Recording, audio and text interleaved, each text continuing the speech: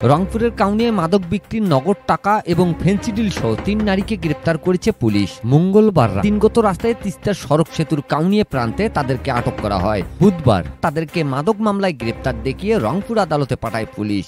গ্রেপ্তারকৃতরা হলেন গাইবান্ধার পলাশবাড়ির রায়গ্রাম গ্রামের জেসমিন, কাউনিয়ার হলদিবাড়ি গ্রামের রুনা ও সোয়ানামণি। কাউনিয়া থানার এসআই ডন কঙ্কন বর্মন জানান, মঙ্গলবার রাতে আরকে মহাসড়কের যাত্রীদের নিরাপত্তায় তিনি সহ পুলিশের একটি দল তিস্তা সড়ক সেতুর কাউনিয়া প্রান্তে চেকপোস্ট বসিয়ে অভিযান পরিচালনা করেন। রাত 12টার কয়েক মিনিট পর সড়ক সেতুর ওই প্রান্ত থেকে আসা রংপুরগামী মাহেন্দ্র গাড়িতে তল্লাশি করার সময় সন্দেহ হলে ৩ জন মহিলাকে আটক করে পুলিশ।